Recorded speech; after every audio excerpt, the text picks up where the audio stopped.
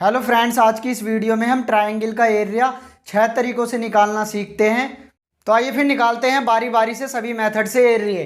पहला मेथड देखते हैं। ये हमने एक ट्रायंगल बनाया ए बी सी। तो फर्स्ट मेथड है जिसे हम ज़्यादातर यूज़ करते हुए आए हैं। जब हमें बेस और हाइट गिवन हो तो बी सी तो बेस हो जाएगा और वर्टेक्स ए से हमने एक परपेंडिकुलर डाल दिया बी सी पर, तो ये परपेंडिकुलर ही इस ट्राइंगल की हाइट हो जाएगी। तो फर्स्ट मेथड हो गया area is equal to half base into height. अब सेकंड मेथड देखते हैं। सेकंड मेथड है बाय कोऑर्डिनेट मेथड। तो इस मेथड में हमें ट्राइंगल के तीनों वर्टेक्स के पॉइंट गिवन होंगे। तो वर्टेक्स ए के पॉइंट हो गए x1 y1 और वर्टेक्स बी के पॉइंट हो गए x2 y2 और वर्टेक्स सी के पॉइंट हो गए x3 और y3। तो फॉर्मूला हो जाएगा कोऑर्डिनेट मेथड का एरिया निकालने का, area is equal to half x1 y2 minus y3 plus x2 y3 minus y1 plus x3 y1 minus y2। तो ये होता है कोऑर्डिनेट मेथड का फॉर्मूला। अब हम देखते हैं तीसरा मेथड बाय हीरोन्स फॉर्मूला। तो यह फॉर्मूला हम तब लगाएंगे जब हमें ट्राइंगल की तीनों साइड गिवन होंगी। तो जहां पे हमने वर्टेक्स ए माना है उसी की सामने वाली साइड स्मॉल ए हो जाएगी, और जहां पे वर्टेक्स बी है उसी के सामने वाली साइड स्मॉल बी हो जाएगी, और जहां पर वर्टेक्स सी है उसी की सामने वाली साइड स्मॉल सी हो जाएगी। तो हीरोन्स फॉर्मूला हो जाएगा area is equal to square root s minus a s minus b और एस माइनस सी। और यहाँ पे एस सेमी पैरामीटर है। तो सेमी पैरामीटर हम इस प्रकार निकाल सकते हैं, तीनों साइड को जोड़ के आधा कर दो। तो ऐसा करने पर हमें सेमी पैरामीटर की वैल्यू मिल जाती है, मतलब एस की वैल्यू मिल जाती है। तो इसे ही कहते हैं हीरोन्स फॉर्मूला। अब हम देखते हैं फोर्थ मेथड।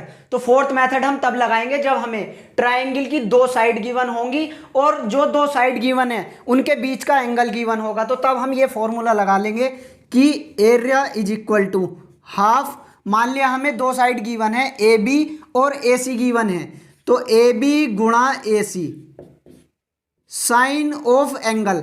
अब साइन के साथ में यहां पे वो एंगल लिया जाएगा जो इस फॉर्मूले में ये दो साइड ली गई हैं। तो जैसे यहां पे ए बी और ए सी साइड ली है हमने, तो इन दोनों साइड के बीच का ही एंगल होना चाहिए। तो इन दोनों साइड के बीच का एंगल कौन है? ए बी ए सी। तो इन दोनों साइड के बीच का एंगल ये है। तो यहाँ पे हमें साइन ए ही लिखना पड़ेगा। यदि हमने यहाँ पे साइन बी लिख दिया तो वो गलत हो जाएगा, या साइन सी लिख दिया तो वो गलत हो जाएगा। और देखो फॉर्मूला, यदि हम साइन बी लिखना चाहते हैं तो साइड चेंज हो जाएगी, फिर हमें साइड लेनी पड़ेगी ए बी गुणा बी सी। तो अब हमने ए बी और बी सी ली है, ए बी और बी सी। तो अब ये वाला एंगल आएगा साइन के साथ में साइन बी, या फिर ये फॉर्मूला ये भी हो जाएगा। यदि हम यहाँ पे सी लेना चाहते हैं तो साइड अब आएंगी यहाँ पे ए सी गुणा बी सी।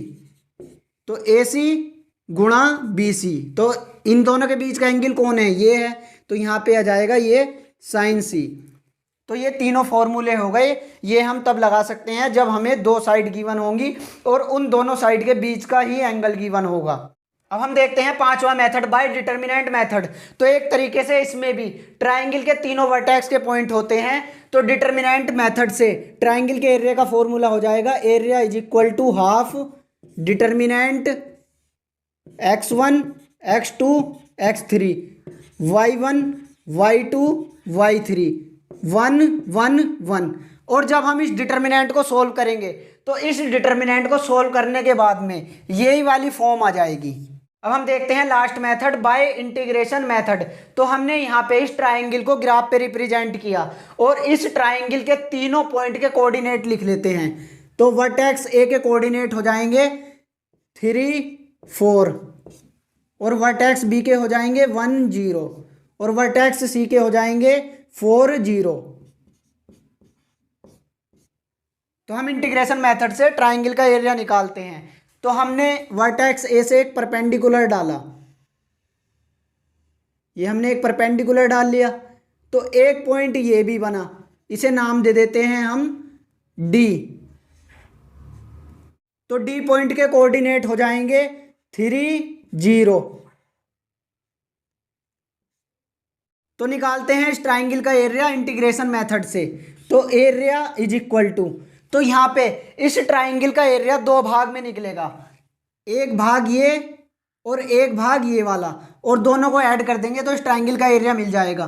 तो area is equal to integration, पहले हम इस वाले भाग का एरिया निकालते हैं, ये वाला जो ट्राइंगल है ए बी डी का।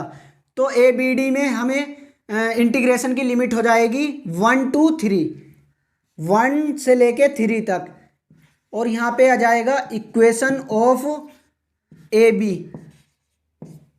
D x plus. तो ऐसा करने पर हमें ए बी डी का एरिया मिल जाएगा। अब हम इसका एरिया निकालते हैं ए डी सी का।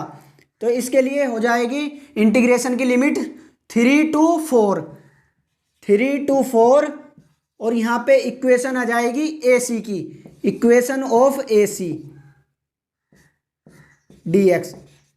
तो ऐसा करने पर हमें ये वाला एरिया मिल जाएगा। तो ये दोनों ऐड होके पूरा ट्राइंगल का एरिया मिल जाएगा।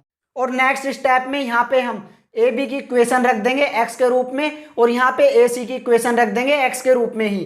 तो इधर को मैं निकाल लेता हूँ। ए बी की इक्वेशन आ जाएगी 11th का फॉर्मूला लगा के, यदि हमें 2 पॉइंट गिवन है तो हम उसकी इक्वेशन बना सकते हैं।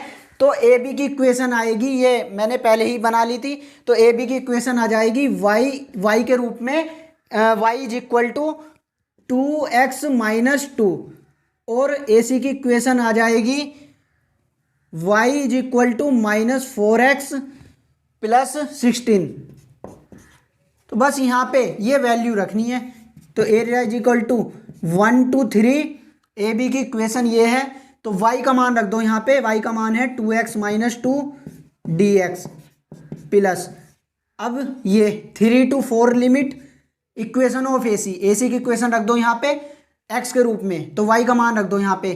तो ए सी में y का मान है -4x + 16, -4x + 16 dx।